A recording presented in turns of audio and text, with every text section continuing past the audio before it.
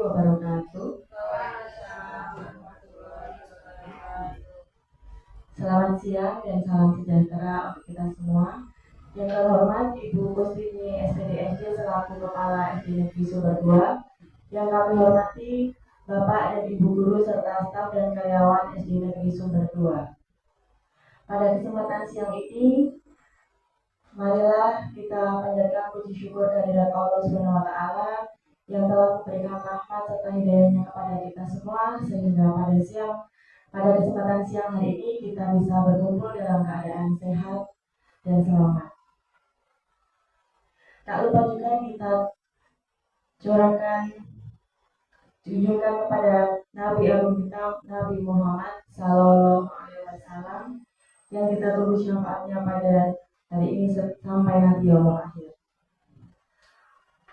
Sebelumnya, izinkan saya untuk membacakan susunan acara yang akan kita lalui pada siang hari ini. Acara Kombel SD Negeri Sumber 2 dengan tema diseminasi budaya positif di sekolah. Yang pertama, pembukaan. Yang kedua, sambutan kepala sekolah. Yang ketiga, diseminasi. Yang keempat, tanya jawab. Dan yang kelima, penutup. Mengawali acara pada siang hari ini yaitu pembukaan. Marilah acara pada siang hari ini kita buka dengan bacaan basmalah bersama-sama. Mari. Bismillahirrahmanirrahim. Terima kasih. Semoga dengan bacaan basmalah tadi acara dapat berjalan lancar dan kita peroleh kesepakatan pada siang hari ini dapat bermanfaat bagi kita semua. Sebelum menginjak acara yang kedua, supaya lebih semangat, kita yel dulu ya Bapak Ibu ya. Bapak Ibu dimohon berdiri. GCS Generasi Cerdas Sumber 2. Terima kasih Bapak Ibu dimohon duduk kembali. Menginjak acara yang kedua yaitu sambutan kepala sekolah. Untuk itu kepada Ibu Kustini SPDSD, waktu dan tempat kami persilahkan. Sebelumnya, Assalamualaikum warahmatullahi wabarakatuh. Marilah pertama-tama kita panjatkan puji syukur kehadirat Allah Subhanahu wa Ta'ala, yang mana pada kesempatan siang hari ini kita bersama bisa berkumpul mengikuti kegiatan Kombel GCS Generasi Cerdas SD Negeri Sumber 2. Tak lupa sholawat salam senantiasa kita haturkan kepada junjungan kita Nabi besar Muhammad Sallallahu Alaihi Wasallam, yang senantiasa kita tunggu syafaatnya besok di yaumul akhir. Bapak Ibu yang hadir di sini, saya ucapkan terima kasih di siang yang panas seperti ini. Bapak Ibuku semua bersedia belajar bersama menghadiri diseminasi dari Ibu Liana Krisnawati, calon guru penggerak angkatan 10 Kabupaten Sleman, dengan judul Budaya Positif di Sekolah. Mudah-mudahan dengan kegiatan diseminasi dari Ibu Liana Krisnawati SPD membawa dampak positif di sekolah kita. Kaitannya dengan muaranya nanti berharap besar akan adanya kemajuan siswa kita, kemajuan kompetensi Bapak Ibu guru, serta kemajuan bersama di GCS atau Generasi Cerdas SD Negeri Sumber 2. Untuk itu nanti monggo Bapak Ibu kita semua berkegiatan sampai selesai dengan penuh semangat mengikuti kegiatan diseminasi yang akan Ibu Lia paparkan dengan judul Budaya Positif di Sekolah, khususnya di SD Negeri Sumber 2. Karena waktu yang nanti beranjak siang, kita mulai di hari ini, di siang ini, kita segera akan berkegiatan bersama Ibu Liana Krisnawati. Dari saya akhiri, selamat berkegiatan, mudah-mudahan bermanfaat. Akhir kata, wassalamualaikum warahmatullahi wabarakatuh. Waktu saya kembalikan kepada Ibu Aprilia Wulaksari SPD sebagai pembawa acara. Terima kasih.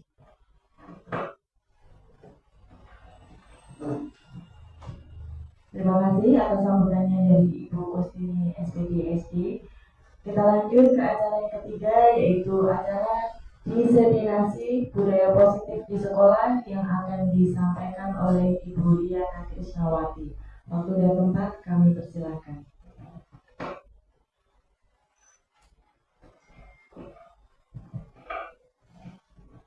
Sebelumnya terima kasih atas kesempatan yang telah diberikan kepada saya. Assalamualaikum warahmatullahi wabarakatuh. Yang terhormat Ibu Kepala Sekolah SD Negeri Sumber 2, yang saya hormati Bapak Ibu Guru dan karyawan SD Negeri Sumber 2. Izinkan di sini saya untuk menyampaikan diseminasi budaya positif di sekolah.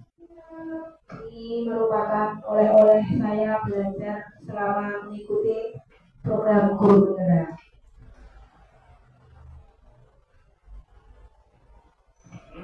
Disiplin positif di sini merupakan upaya untuk belajar mengontrol diri dengan menggali potensi sendiri agar tercapai tujuan yang mulia yang sesuai dengan yang kita inginkan berdasarkan nilai-nilai yang kita yakini. Di sini kita kedudukannya sebagai pelaku pendidikan, sebagai guru, sebagai karyawan, kepala sekolah, guru karyawan. Di sini kita menurut ajaran Ki Hajar Dewantara melaksanakan pendidikan itu bukanlah menuntut, ya. Jadi bagi murid-murid kita itu kita sebagai penuntun, bukan penuntut. Jadi kita sebisa mungkin menuntun murid-murid kita agar menjadi manusia yang merdeka, selamat dan bahagia sesuai kodratnya, kodrat zaman, yaitu zamannya saat ini adalah zaman digital dan kodrat zaman dan kodrat alam. Jadi bisa beradaptasi dengan alam, dengan lingkungan. Itu yang kita harapkan untuk murid-murid kita seperti itu. Di sini untuk dalam usaha pencapaian pendidikan tersebut kita melakukan disiplin positif di sekolah. Jadi di sini kita berupaya untuk menuntun murid agar bisa mengontrol dirinya sendiri. Jadi murid bisa mengontrol diri sendiri untuk melakukan nilai-nilai yang berdasarkan sesuai keyakinan kelas. Ya, jadi di sini nanti kita akan saya sampaikan tentang apa itu keyakinan kelas. Ya, jadi ada hubungannya dengan disiplin positif. Sebelumnya ini tentang teori kontrol. Jadi kita itu tidak dapat mengontrol orang lain sebenarnya, ya. Jadi hanya orang itu sendiri yang dapat mengontrol dirinya sendiri. Nah, sebagai guru, ini kita hanya bisa menuntun murid-murid kita agar menjadi manajer bagi dirinya sendiri. Jadi dia bisa mengontrol dirinya sendiri. Ibaratnya orang memegang suatu benda dan itu bila akan diminta orang lain, kalau itu sudah keyakinannya, sudah dari hatinya sendiri tidak mau memberikan, nah itu berarti dia mengontrol diri sendiri. Orang lain sebenarnya tidak bisa mengontrol orang tersebut, jadi hanya dirinya sendiri yang bisa mengontrolnya. Jadi ini kita upayakan agar disiplin positif itu tertanam dengan sendirinya dari kesadaran diri para murid-murid kita. Jadi tidak ada tekanan, tidak ada paksaan seperti itu. Jadi mereka akan menyadari sendiri bagaimana untuk melakukan budaya positif.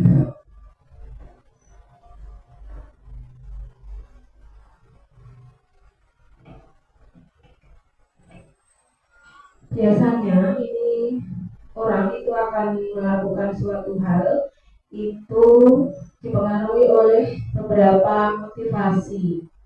Di antaranya itu untuk menghindari hukuman. Jadi misalnya orang akan melakukan disiplin atau tertib, misalnya itu hanya termotivasi hanya karena takut untuk dihukum. Nah ini seperti itu.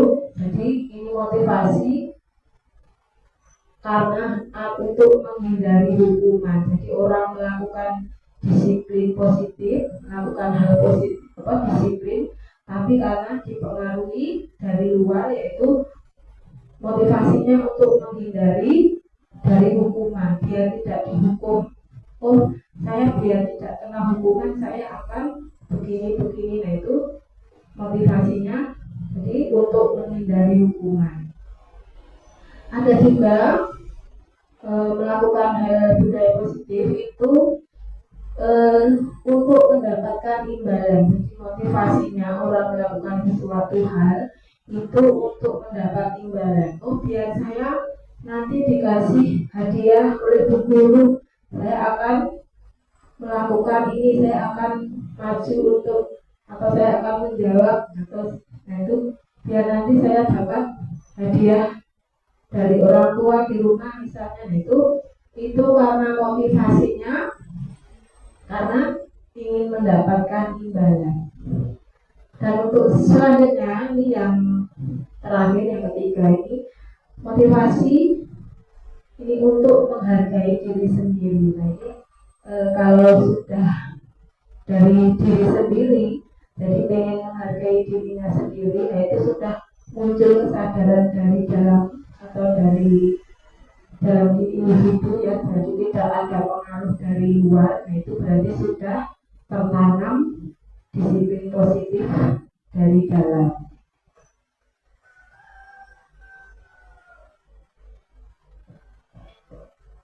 Nah ini ada hukuman, ada penghargaan. Mungkin kita sebagai guru sudah pernah melakukan ini ya, ada yang memberi hukuman kepada murid, mungkin sudah pernah, misalnya apa itu, misalnya tidak mengerjakan PR atau apa, terus hukumannya apa, itu biasa misalnya ya. Atau penghargaan, ini memberi penghargaan, misalnya memberi hadiah, nanti jika kamu bisa menjawab soal ini kamu diberi apa gitu misalnya. Nah ini dua hal ini merupakan apa tadi motivasi dari luar tadi. Jadi ini akan dirasa kurang pas gitu ya. Jadi karena ini tidak, nanti kegiatan disiplin itu, hal sikap disiplin itu tidak timbul dari diri murid. Jadi orang akan melakukan tadi mungkin peraturan ya, itu akan mentaati peraturan atau berdisiplin misalnya, itu hanya karena takut akan dihukum atau karena ingin mendapatkan penghargaan atau hadiah misalnya.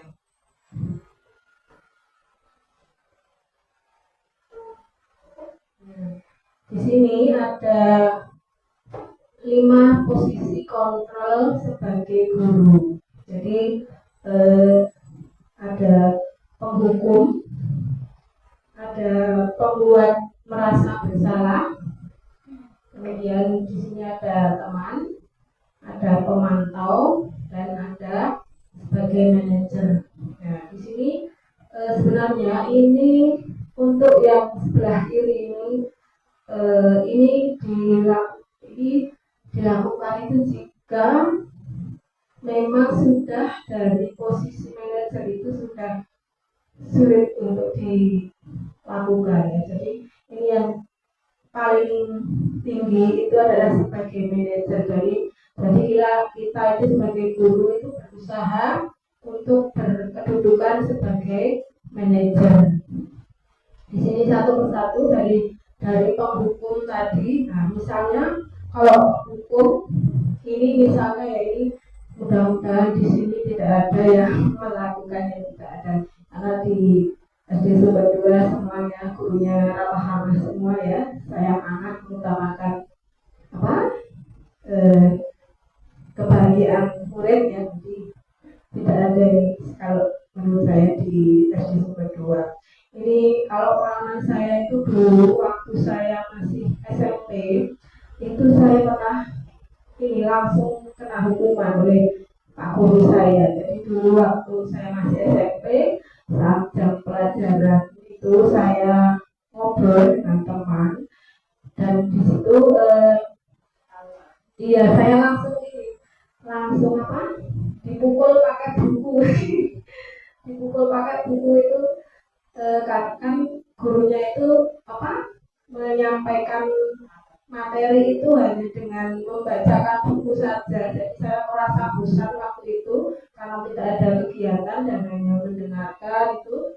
Dan di situ saya merasa bosan dan ingin melakukan kegiatan. Jadi saya ngobrol dengan teman itu terus langsung dipukul pakai buku itu sampai terngiang-ngiang sampai sekarang ini. Jadi saya merasa istilahnya ya merasa bersalah juga karena tidak memperhatikan guru. Tapi juga saya merasa malu sampai sekarang, bahkan masih teringat karena sampai orang-orang itu teman-teman itu juga melihat yang itu saya dipukul itu, saya merasa malu. Nah di sini jika murid itu mendapat hukuman itu mungkin akan terbawa juga sampai ke terngiang-ngiang mungkin ya, jadi bisa jadi membawa dampak pada psikologisnya ya. Jadi ini diusahakan itu ya ini sebagai hal terakhir gitu ya, tapi diharapkan itu hukuman itu adalah hukuman yang mendidik, jadi yang sesuai dengan yang tidak ditaatinya, dan itu hukumannya itu yang mendidik dan bermanfaat itu seharusnya gitu ya. Dan untuk selanjutnya posisi sebagai pembuat merasa bersalah, ini misalnya guru sering bilang kamu itu begini, nggak bisa, kamu begini, itu berarti muridnya itu merasa bersalah. Oh saya begini ya, kamu kok berkelahi terus, nah kamu kok begini, jadi murid akan merasa bersalah seperti itu. Jadi karena ada tadi posisi guru itu hanya sebagai itu pembuat merasa bersalah bagi muridnya seperti itu. Dan untuk selanjutnya di sini sebagai teman, guru sebagai teman di sini ini memang mungkin kalau sebagai teman itu posisinya lebih santai gitu ya, jadi bisa berkomunikasi layaknya teman gitu. Jadi di sini misalnya kata-kata sebagai teman itu misalnya ayolah dikerjakan nanti nanti nilainya biar bagus. Ayo tidak usah rame, nanti saya dimarahi bu kepala sekolah misalnya karena mengganggu kelas yang lain misalnya. Itu juga kedudukan kita sebagai teman di situ juga belum nanti. Jadi murid akan melakukan disiplin tadi hanya karena keinginan kita, bukan kesadarannya sendiri seperti itu. Untuk selanjutnya sebagai pemantau di sini guru itu ini sudah ada misalnya kesepakatan kelas itu ada ya di kelas-kelas. Di sini guru sebagai pemantau. Jadi misalnya begini kata-katanya, ini kamu sudah beberapa kali ini kamu tidak piket. Nah sudah berapa hari ini kamu tidak pikir. Nah, kesepakatan kelasnya bagaimana? Jadi guru hanya sebagai pemantau di sini. Jadi memantau untuk kelakuan atau sikap dari murid seperti itu. Untuk selanjutnya posisi yang terakhir ini yang diharapkan posisi guru yang paling tinggi yang paling baik itu sebagai manajer. Di sini diharapkan dapat menuntun murid untuk menjadi manajer bagi dirinya sendiri. Jadi bagi murid sendiri itu bisa mengatur dirinya sendiri untuk bersikap, bertingkah laku sesuai kesadarannya sendiri tanpa adanya tadi hukuman atau karena menjadi merasa bersalah atau karena ajakan sebagai guru sebagai teman atau karena ada tadi melakukan sudah tidak melakukan kesepakatan itu. Di sini sebagai manajer itu guru hanya menuntun saja, jadi memunculkan ide-ide murid itu. Jadi murid akan merdeka, jadi bisa berinisiatif sendiri, menyelesaikan masalahnya sendiri. Jadi bukan dilakukan oleh guru. Misalnya, jadi yang memberi solusi itu adalah murid itu sendiri. Misalnya melakukan suatu hal di situ, jadi murid itu bisa melakukan perbaikan dari yang telah dilakukan, dan itu dari dirinya sendiri.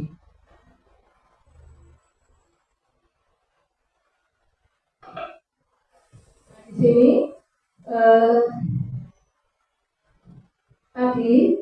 ada yang bersikap yang murid yang mungkin tidak berdisiplin positif tadi itu sebenarnya karena dipengaruhi oleh kebutuhan dasar manusia. Jadi mungkin di mana itu tidak didapatkan atau belum terpenuhinya kebutuhan dasar manusia, sehingga murid akan melakukan hal yang tidak sesuai dengan disiplin positif. Di sini yang pertama yaitu kasih sayang dan rasa diterima. Jadi misalnya di rumah tidak mendapat kasih sayang, tidak mendapat perhatian, itu di sekolah pengen cari kasih sayang seperti itu dengan hal yang berbeda, itu biasanya seperti itu. Jadi dipengaruhi oleh kebutuhan dasar manusia. Kemudian untuk penguasaan itu untuk kemampuan untuk diakui seperti itu. Kemudian kebutuhan kebebasan, jadi mungkin anak butuh kebebasan, tidak tidak terkekang misalnya, jadi saya pengennya begini, jadi misalnya pas pelajaran ada yang lari ke sana ke sini, nah itu mungkin karena dia kebutuhan untuk kebebasannya itu belum terpenuhi. Kemudian kesenangan, jadi butuh kesenangan. Jadi murid-murid kita itu juga sangat butuh kesenangan. Jadi jika kesenangan itu belum mereka peroleh, itu biasanya akan melakukan hal-hal yang untuk mencari perhatian seperti itu. Dan yang terakhir itu kebutuhan untuk bertahan hidup. Di sini misalnya untuk makan, untuk mempertahankan hidup. Nah, itu misalnya tidak makan di rumah terus di sekolah misalnya tidur atau lemas atau gimana, itu karena kurang terpenuhinya kebutuhan dasar manusia itu, sehingga murid akan melakukan suatu hal yang tidak sesuai dengan disiplin. Nah, untuk mewujudkan disiplin positif, mewujudkan budaya positif di sekolah, itu diharapkan di tiap-tiap kelas itu ada keyakinan kelas. Keyakinan kelas di sini apa? Di sini merupakan nilai-nilai, jadi nilai-nilai kebajikan universal. Jadi berbeda ya dengan kesepakatan kelas. Nah, di sini keyakinan kelas itu nilai-nilai kebajikan universal yang disepakati secara bersama-sama. Jadi bermusyawarah bersama. Biasanya di awal-awal pembelajaran itu dibentuk keyakinan kelas. Nah, di sini jadi bermusyawarah bersama. Ini keyakinan kelas, ini seseorang akan lebih memotivasi seseorang dari dalam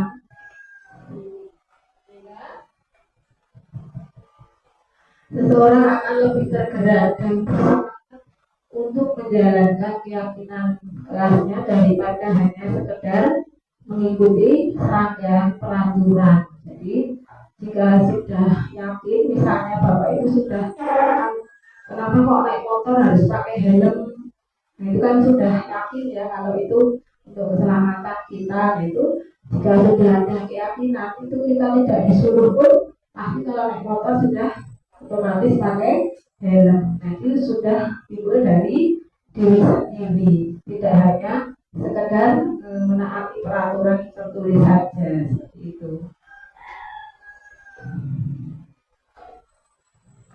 Ini sudah saya lakukan untuk membentuk keyakinan kelas di kelas 4 ya. Di sini kegiatan membentuk keyakinan kelas ini diawali dengan yang pertama itu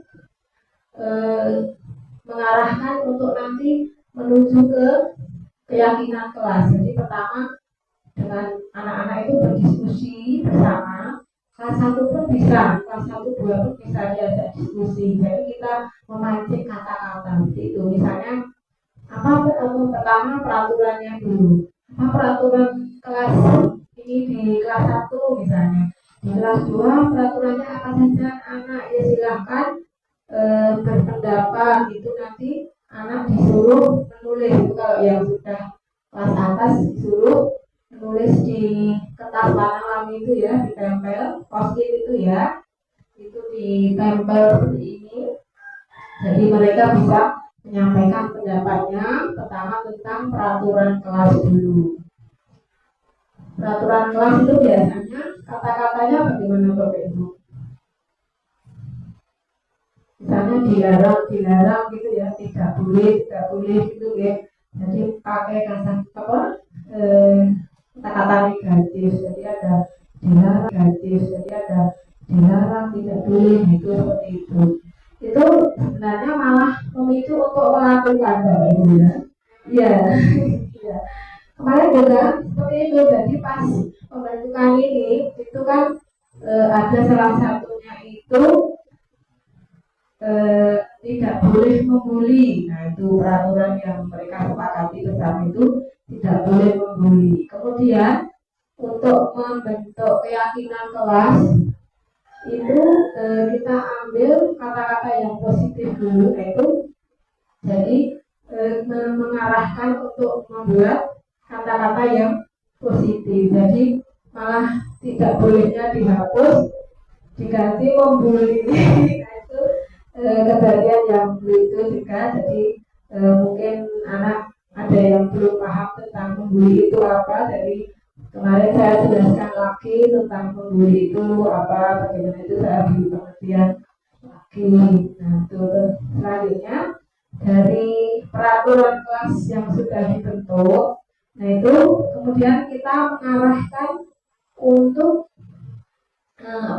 tadi mengubahnya menjadi kata-kata yang positif seperti itu. Setelah itu kemudian kita kelompok-kelompokkan, kita masukkan menjadi nilai-nilai kebajikan universal. Nilai-nilai kebajikan universal itu misalnya yang pokoknya kata-kata yang umum, yang mendunia seperti itu. Jadi yang luas gitu. Misalnya disiplin, menghargai, menghormati, itu kan menyeluruh seperti itu. Jadi kita kelompokkan seperti itu. Nah itulah nanti yang merupakan keyakinan kelas. Dari situ nanti keyakinan kelas yang sudah terbentuk itu bisa dibuat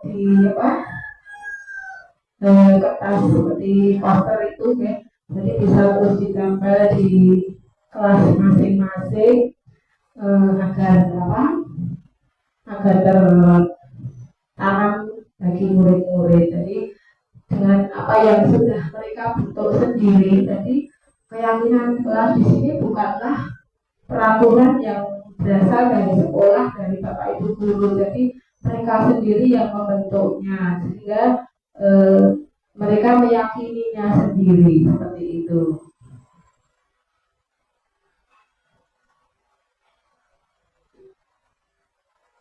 Ini contohnya. Setiap murid butuh rasa senang, saling menghormati, selalu berperilaku positif, selalu menjaga kebersihan lingkungan. Nah, di sini keyakinan kelas yang sudah terbentuk. Jadi apa itu? Ini merupakan nilai-nilai universal, jadi yang secara umum. Saling menghargai itu nanti bisa bermacam-macam nih Bapak Ibu. Ada yang masuk yang apa itu tidak boleh membuli, tadi kan masuk ke sini. Jadi kita kalau kita saling menghargai itu kita tidak akan melakukan pembulian atau mengejek teman, itu tidak akan dilakukan seperti itu. Dan ini mungkin bisa diikrarkan gitu ya, biar tertanam dalam hati ya. Jadi misalnya tiap mulai pembelajaran itu keyakinan kelas 4, nah itu nanti dibacakan, itu akan meresap ke pribadi murid seperti itu. Untuk selanjutnya yaitu untuk menciptakan budaya positif di sekolah itu juga bisa dilakukan dengan adanya segitiga restitusi. Jadi segitiga restitusi ini merupakan pilihan ya, yang bisa Bapak Ibu ambil. Nah, ini ada 3 langkah dalam segitiga restitusi. Yang pertama adalah validasi tindakan yang salah. Maaf, keliru. Terbalik ya. Jadi yang pertama adalah menstabilkan identitas terlebih dahulu. Menstabilkan identitas, di sini kita sebagai guru dengan melakukan segitiga restitusi. Misalnya seseorang murid itu melakukan suatu hal yang tidak sesuai dengan keyakinan kelas, itu kita tidak langsung menghukum ya, tapi dengan melakukan segitiga restitusi ini. Yang pertama dengan menstabilkan identitas, misalnya dengan kata-kata yang tidak kalau menghukum bisa kamu ini sambil mukul seperti tadi saya dipukul pakai buku gitu ya. Tapi kalau di sini itu kita dengan suara yang sedang, jadi tidak, nadanya itu tidak tinggi, tidak membentak gitu. Nah, di sini menstabilkan identitas ini dengan kata-kata misalnya memang jadi kita tidak menyalahkan murid, jadi sehingga dia bisa kembali ke pribadi dalam masyarakat umum. Jadi misalnya sudah melakukan suatu kesalahan, dia tidak terus merasa bersalah seperti itu. Jadi kita dengan melakukan pendekatan itu untuk menstabilkan identitas. Misalnya ini, bersalah itu tidak apa-apa nak, kamu pasti punya alasan mengapa melakukan hal itu. Nah, itu murid akan merasa diterima, jadi dia akan terbuka seperti itu. Jadi kita tidak langsung menyalahkan gitu, dan kalau seperti itu nanti akan murid akan terus-terusan untuk merasa bersalah. Nah, untuk selanjutnya yang kedua yaitu validasi tindakan yang salah. Kemudian tidak di sini kita berkata misalnya seperti ini, ibu tidak mencari-cari siapa yang bersalah. Ibu di sini hanya ingin mencari solusi dari apa yang sudah terjadi terjadi seperti itu. Terus yang di sini menandakan keyakinan apakah itu sudah sesuai, perbuatan itu sudah sesuai dengan keyakinan kelas kita misalnya. Nah, itu nanti murid akan menyadari dari si dirinya sendiri seperti itu. Jadi kita hanya mengarahkan saja nih Bapak Ibu. Jadi ketika diskusi ini sebagai pilihan saja nih Bapak Ibu. Jadi kita bisa melakukan ini untuk menciptakan budaya positif di sekolah.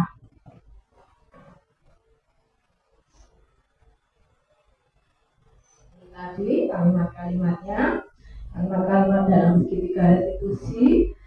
Pada menstabilkan identitas itu misalnya berbuat salah itu tidak apa-apa karena tidak ada manusia yang sempurna. Terus pada validasi tindakan kamu pasti punya alasan mengapa melakukan hal itu. Kemudian pada saat menanyakan keyakinan, apa nilai-nilai umum yang telah kita sepakati, apa bayangan kita tentang kelas yang ideal. Itu nanti pasti murid akan menyampaikan ide-idenya untuk memperbaiki kesalahannya. Ini kayak contoh dari penerapan segitiga restitusi tadi.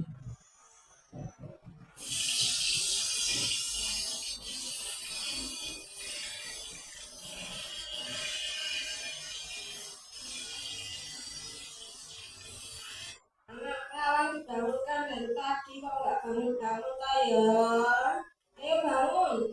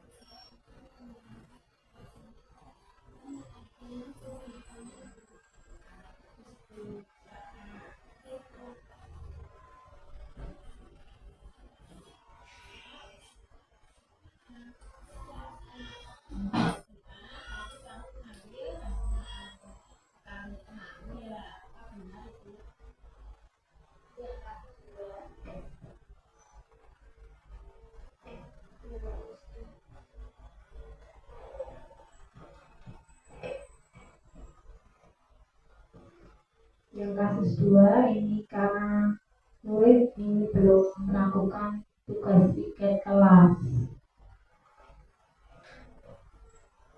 Kita tidak langsung memberi hukuman gitu ya, misalnya karena kamu nggak piket hari ini silakan bersihkan kamar mandi misalnya. Kasus 2, murid tidak melaksanakan piket kelas.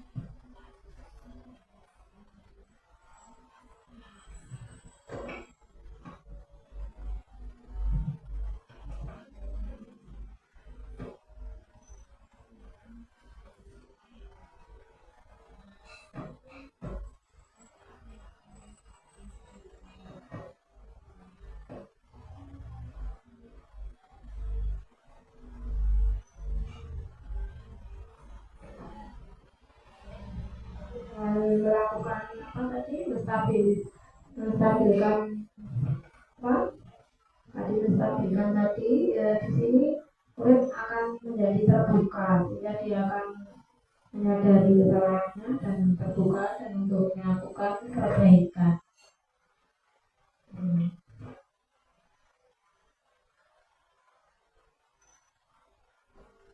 Jadi dari kasus 1 dan kasus 2 tadi kita dapat mengambil pemahaman dari sisi positif tadi.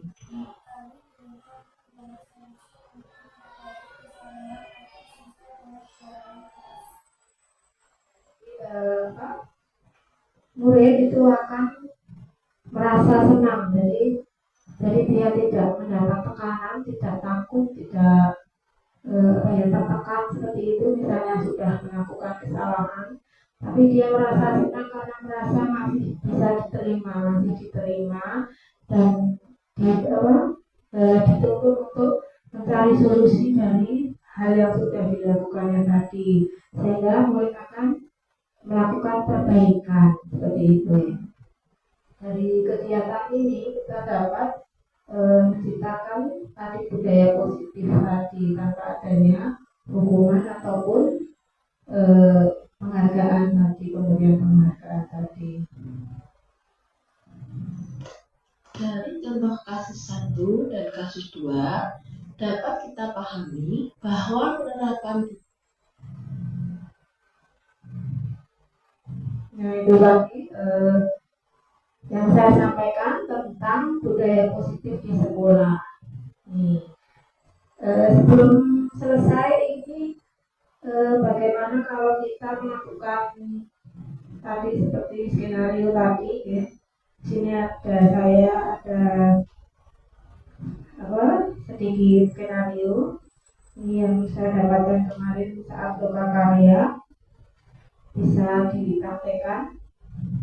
Yang bersedia monggo, ini ada sebagai murid. Sebagai murid ini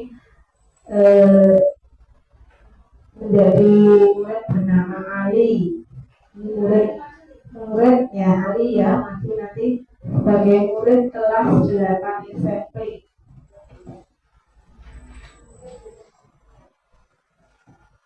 Murid kelas 8 SMP Pelindung.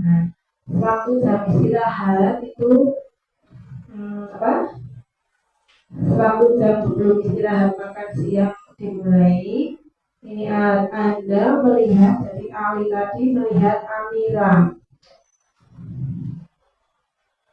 Amira sedang memperhatikan hasil ulangan. Jadi nanti tokohnya yang menjadi murid ada si Ali dan si Amira. Amira ini sedang memperhatikan hasil ujian atau hasil ulangannya yang didapatkan. Ini. Kemudian si Ali ini menghampiri Amira dan bertanya berapa nilai yang didapatkan. Kemudian Amira menjawab mendapatkan hasil 60. Nilainya 60.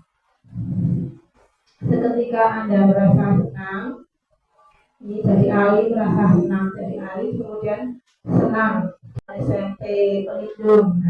Waktu jam istirahat itu waktu jam sebelum istirahat makan siang dimulai. Ini Anda melihat, dari Ali tadi melihat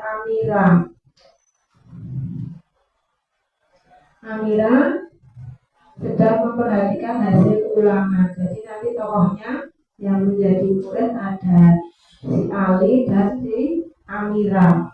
Amira ini sedang memperhatikan hasil ujian atau hasil ulangannya yang didapatkan. Ini. Kemudian si Ali ini menghampiri Amira dan bertanya berapa nilai yang didapatkan. Kemudian Amira menjawab mendapatkan hasil 60. Nilainya 60. Seketika Anda merasa senang.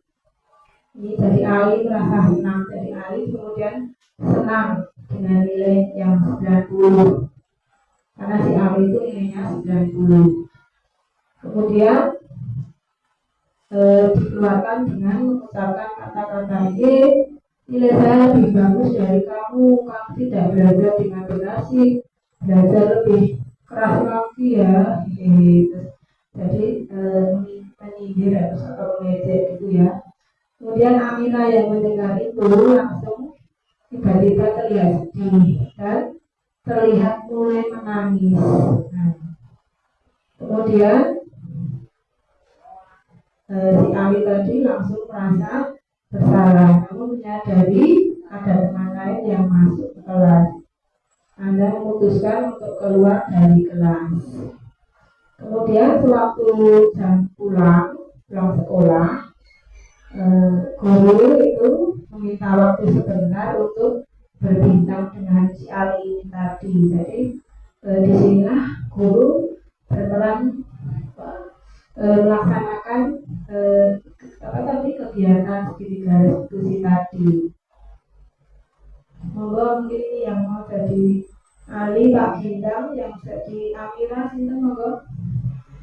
Nanti menangis karena nilainya jelek diajak oleh Ali. Jadi kemarin saya melakukan di sana, saya jadi Amiranya. Saya benar-benar nangis kayak anak. Benar-benar, oh ya, seperti itu. Jadi malah, jadi bisa kita dengan melakukan bermain peran di sini kita bisa lebih memahami dengan pelaksanaan segitiga restitusi tadi. Monggo silakan. Ali nilainya bagus 90, si Amira nilainya 60. Kemudian Ali mengejek, akhirnya si Amira menangis karena diejek tadi. Kemudian si Ali dihampiri oleh seorang guru. Kemudian guru itu memberikan langkah-langkah restitusi tadi. Jadi yang pertama tadi menstabilkan identitas dengan kata-kata tadi.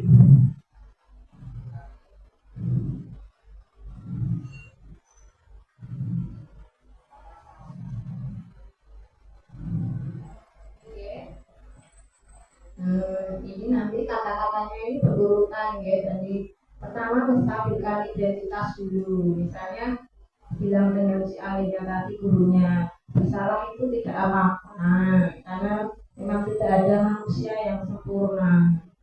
Nah, kamu pasti punya alasan mengapa melakukan hal itu. Kemudian lanjut dengan menanyakan keyakinan kelas. Apakah yang kamu lakukan itu sudah sesuai dengan keyakinan kelas kita? Gitu. Kemudian nanti kan dijawab. Terus apa yang kamu bayangkan tentang kelas yang ideal? Idealnya itu kelas itu bagaimana? Nanti murid itu pasti akan punya ide untuk mencari solusi. Oh, idenya itu sekolah itu di kelas itu saling menghargai, tidak saling mengejek. Itu akan timbul dari diri sendiri, dari si murid itu yang melakukan kesalahan itu. Jadi ini bukan solusinya bukan dari guru, tapi dari murid itu sendiri yang menyelesaikan masalahnya. Monggo Pak Gilang sebagai ahli. Nah, siapa?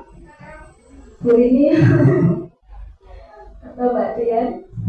Silakan monggo Bu Aden. Dengan terang menangis saja. Bubur, monggo Bu.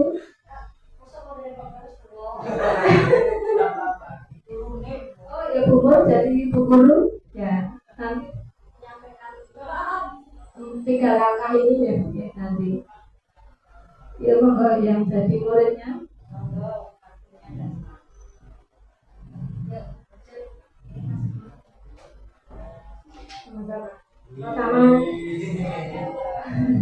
Sama saya.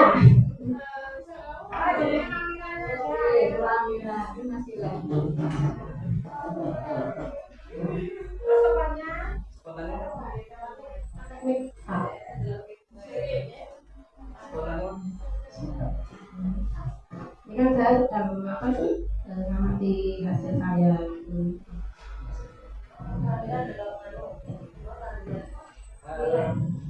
Halo, Amira. Ada apa nih? Nilai ulangan kamu dapat berapa ya? Dapat 60. Kalau kamu berapa nih? 9. Kenapa kamu kok bisa jelek gitu? Kasihan ya. Gak belajar ya. Ya, nangis ya. Aku nggak belajar ya ini. Nah, Aku nggak belajar dari malam nih. Memang aku jelek aja. main HP terus ya? Mainan HP terus ya? Enggak ya. Aku kok aja aku tuh kelas. Kalau waktu belajar harus belajar. Ya, benar. Tapi kamu besok nggak boleh mengejek Mbak Amira lagi ya. Ayo sekarang minta maaf sama Mbak Amira untuk tidak mengulangi lagi apa yang telah kamu lakukan. Dan kamu harus mengajak Mbak Amira untuk belajar supaya nanti nilaimu dan nilai Mbak Amira jadi bagus. Ayo minta maaf sama Mbak Siap. Amira. Bagus. Amira, saya minta maaf ya sudah mengejek karena nilai jelek. Tidak apa-apa, tapi lain kali jangan dilakukan lagi loh ya. Ya, siap. Aku sedih loh, kok ngecek tadi. Ya, maaf. Saya minta maaf. Besok kita belajar bareng ya. Iya, baik. Bisa aku diajari ya, Lia. Siap.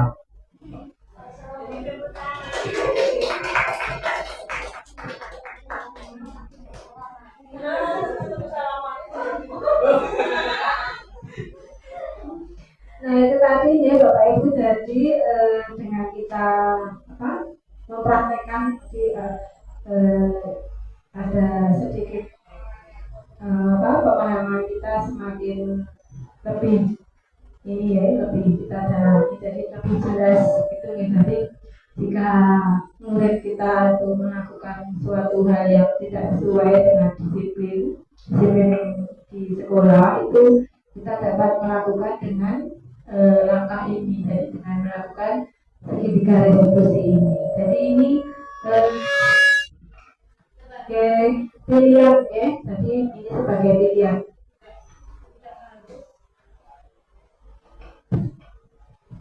Tidak harus semua hal itu bisa diatasi dengan segitiga restitusi ini. Jadi ini yang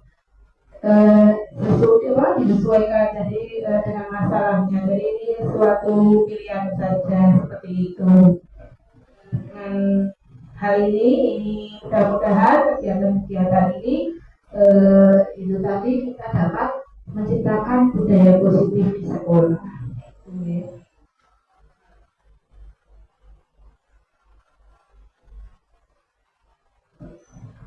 Nah, ini sudah ya, guys. Saya tutup dengan patung ya, Bapak Ibu ya. Jalan-jalan ke kebun buah. Tidak lupa memetik mangga. SD Negeri Sumber 2 Berbah.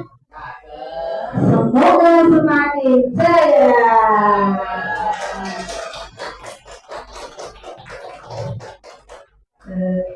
Ya, sekali lagi moga Bapak Ibu ya, sebelum selesai takdirnya lagi GTS Generasi Cerdas Sumber 2. Terima kasih, itu tadi yang saya sampaikan oleh dari selama ini saya belajar di dalam program pendidikan guru penggerak. Untuk selanjutnya saya sampaikan ke Mbak acara, monggo Bu April. Terima kasih. Terima kasih kami ucapkan kepada Ibu Liana Krisnawati atas pemaparannya tentang apa tadi Bapak Ibu? Disiplin positif. Semoga kedepannya bisa membawa SD Negeri Sumber 2 kita ini semakin jaya dan bisa menerapkan apa yang sudah disampaikan Ibu Dia tadi. Memasuki acara selanjutnya yaitu acara tanya jawab. Monggo Bapak Ibu ada yang ingin bertanya, kami persilakan. Bismillahirrahmanirrahim. Assalamualaikum warahmatullahi wabarakatuh. Yang ingin saya tanyakan ini kepada Ibu Lia, kaitannya dengan membudayakan kepada anak-anak untuk menerapkan disiplin restitusi tadi. Karena kita ya guru-guru di sekolah ini kan mungkin ya tidak di sini ya, sebagian ada yang belum memahami kegiatan seperti itu. Mungkin masih ada guru-guru yang sepertinya masih membuli muridnya sendiri, mungkin dengan kata cah anu seperti itu. Kita sering dengar ya, bagaimana kita mensiasatinya supaya guru-guru di sekolah kita khususnya untuk menghilangkan atau meminimalisir mungkin itu yang sudah kayak sering itu loh. Tadi ini orang kroso kita itu memilih anak-anak ya, bagaimana meminimalisirnya Bu ya. Dan ini masih sering saya dengar anak-anak ya sudah besar itu sering membeli adik-adiknya. Bagaimana kiatnya supaya kegiatan itu diminimalisir, endingnya nanti bisa menjadi sekolah yang ramah sehingga tidak ada tindakan bullying dalam bentuk kata-kata. Terima kasih, monggo Bu ya.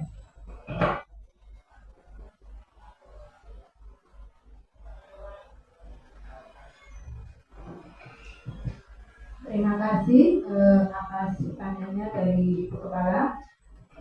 Di sini mungkin kita sebagai guru itu masih kadang kita keceplosan gitu ya, spontan untuk melakukan yang tadi, misalnya dengan membuat merasa bersalah ya. Jadi posisi kita sebagai pembuat merasa bersalah. Di sini kita sebisa mungkin untuk melatih mengontrol diri kita sendiri ya Bapak Ibu. Jadi kita sebisa mungkin itu kita latih dari diri kita sendiri untuk mengontrol diri kita sendiri dengan kita beryakin bahwa saya harus melakukan